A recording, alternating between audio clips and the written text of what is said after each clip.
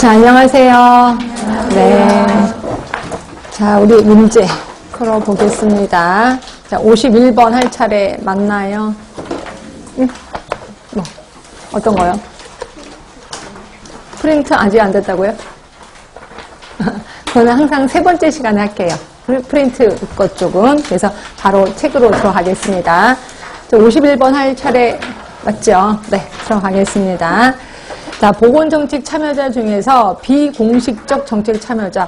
이게 정책에 대해서는 슬슬 문제가 나올 거예요. 그래서 모른 척 하지 마시고 하긴 하셔야 돼. 자, 정책 참여자는 크게 둘로 나뉘죠. 공식적인 참여자, 비공식적 참여자. 자, 이런 것들은 감으로 잡으셔야 돼. 외우기도 그렇고. 일단 국회 당연히 공식입니다. 언론기관. 비공식이죠. 비공식. 대통령 공식이고 사법부도 공식이에요. 근데 비공식 중에서 언론기관이 되게 중요하다라고 표현했을 거예요. 왜냐하면 그 정책을 국민들한테 전달하는 역할을 하는 게 언론기관이거든요. 근데 제대로 전달해야 되는데 쓸데없는 추임새를 집어넣으면 큰일 나는 거죠. 그래서 요번에 정부가 이런 일을 한답니다. 세상에. 이런 말을 하면은 다음 분도 흥분하잖아요. 그래서 정확하게 전달해야 된다. 답은 2번이고요. 자, 요거 잠깐만 유인물 그쵸? 유인물은 써놓긴 했네요. 하도 보시면 될 것 같아요. 제가 유인물 써놓은 거는 그냥 보시면 돼요. 그렇죠? 그렇게 해서 넘어갈게요. 자, 52번입니다.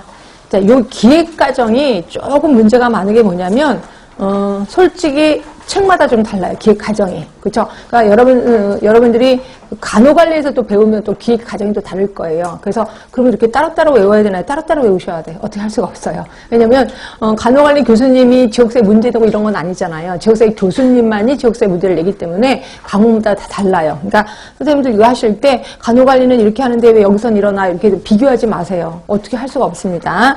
그래서 이거는 우리 책에 있는 그대로의 과정이라고 생각하시면 기획 과정. 뭘 썼냐면 맨 처음에 뭘 썼냐면 전제 조건의 사정이 먼저였었습니다. 그래서 전제 조건의 사정이라는 건 뭐였었냐면 과연 이거는 기획하는 게 맞아? 기획 못하는 거 아니야? 라고 이제 기획이 할 수 있는지 없는지 그리고 어느 부서가 이 기획을 할 건지 부서까지도 정합니다. 이게 전제 조건의 사정이고 자 그래서 그 부서가 정해졌다면 그 부서가 현황 분석을 해야 되겠죠. 말 그대로 사정을 하는 겁니다. 그러고 나서 현황 분석을 하면 여러 가지 문제점들이 발견될 거고 그 문제점들에게 우선순위를 설정해야 되겠죠. 그래서 우선순위를 설정하고 나면 그 다음부터는 이제 목표 설정하고 그다음에 기획을 짜는 거다 이렇게 보시면 돼. 그래서 여기서의 답은 3번이 됩니다. 그래서 혹시 모르실까봐 유인물에는 저번 주에 나눠드렸던 유인물에는 그거 다 써놨고요. 이거는 우리 이론서에도 그대로 있는 내용입니다. 그래서 전제 조건의 사정서부터 현황 분석 그래서 쭉 보면 있으실 거예요. 그래서 지역사회 할 때는 이런 식으로 순서를 할 수밖에 없습니다. 우리 지역사회 책에 이렇게 나와 있기 때문에. 그 다음에 53번이에요. 자, 신종 인플루엔자가 유행하고 있을 때 많은 사람들은 이 질병에 걸리지 않을 거라거나 걸려도 좀 더 가볍게 치를 수 있으리라고 인지해서 예방접종을 받았대요. 자, 그러면 이건 HPM 모형? 맞나? HPM? 예, HPM 모형에서 어느 요인에 해당돼요? HPM도 괜찮고 HPM도 마찬가지 괜찮을 것 같긴 한데 자, 어떤 걸까요? 인지된 이익이죠. 인지된 이익. 그러니까 여기서는 답은 편익성 인지죠. 답은 1번. 그래서 단어를 어떻게 바꾸든지 감은 잡히셔야 됩니다. 답은 1번. 자, 54번. 이것도 좀 그렇게 어려운 건 아니에요. 자, 맥스 대응 전략이야. 자, 맥스니까 너도 좋고 나도 좋고. 그쵸? 그러니까 다 상태가 좋은 거야. 뭘까요? SO 전략. 답은 1번인 거고요. 저번 주에 연습했으니까 넘어갑니다. 자, 55번이에요. 효과적인 지역사회 개발 사업을 위해서 지역사회 참여를 유도해야 된다. 맞죠? 성공하려면 지역사회 주민이 참여를 해야 돼요. 그러면 지역사회 주민이 참여한다는 것은 뭐를 뜻하느냐? 그러니까 개념적인 걸 묻고 있어요. 가장 지역사회 주민의 참여를 잘 설명하고 있는 건 뭐냐? 답은 몇 번이에요? 4번이에요. 그러니까 처음에 문제 발견해서 계획해서 집행평가까지 주민이 다 참여하는 거예요. 그거를 우리는 실질적인 지역 주민의 참여라고 표현하는 거고요. 답은 4번입니다.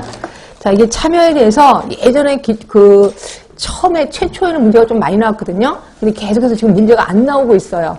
한 번 언젠가는 나올 것 같아서 요거 좀 조금 집중을 하셔야 돼. 그래서 유의문을 잠깐 보시면 자, 안스테인의 참여 단계에서 요새 보니까 지역사회체 요 내용이 계속 들어가 있어서 좀 신경 쓰셔야 돼.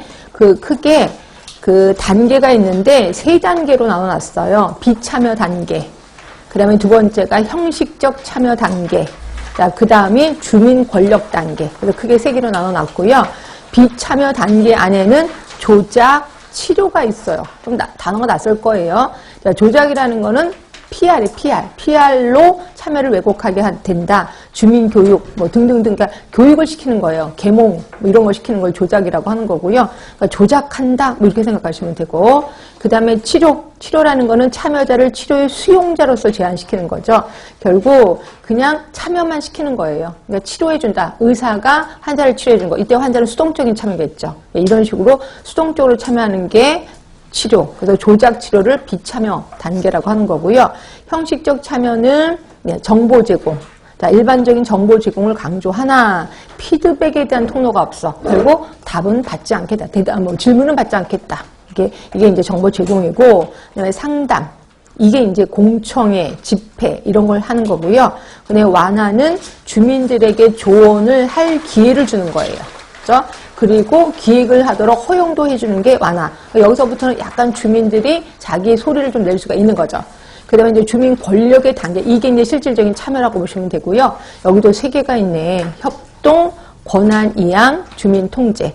자, 협동은 주민과 권력 소유자 간의 협상을 통해서 권력 재분배가 가능한 거고, 근데 권한 이양하면은 주민이 의사결정을 하는 거예요. 그렇죠? 결국 의사결정을 원래 국가가 해줬는데 주민이 하는 거. 주민 통제는 기획서부터 프로그램 관리까지 모두 다 주민이 관장을 하는 거. 이게 주민 통제. 막강한 파워를 갖고 있는 거죠. 그래서 이 순서대로 시험 문제가 나온다면 뭐 이 중에서 구분하는 것도 좀 자주 나올 수 있겠죠. 그래서 뭐 형식적 참여 단계에 속하는 거 뭐냐 이런 식으로 나올 수도 있으니까 조금 기억을 해두시면 되고요. 자, 그래서 저는 부탁드리면서 다음 문제로 들어갑니다. 자, 56번. 자, 건강 개념 중 다음에서 제시하고 있는 관점으로 올바른 것은, 자, 건강 개념. 자, 건강의 개념은 자연스럽고 환경과의 조화를 이룬다. 환경 얘기 나옵니다. 바람, 온도, 물, 땅. 환경. 생활 양식과